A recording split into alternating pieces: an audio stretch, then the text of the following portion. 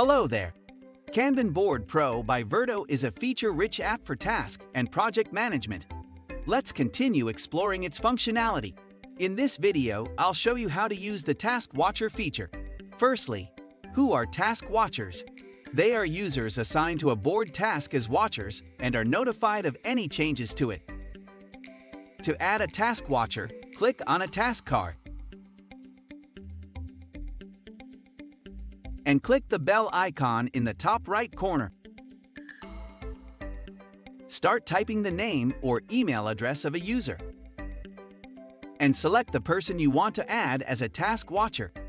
This user will receive alerts for any changes made to the current task. You can also add a watcher only for task comments, so that if someone leaves a comment, this user will receive an alert. Remember to save the changes. Let's see how it works.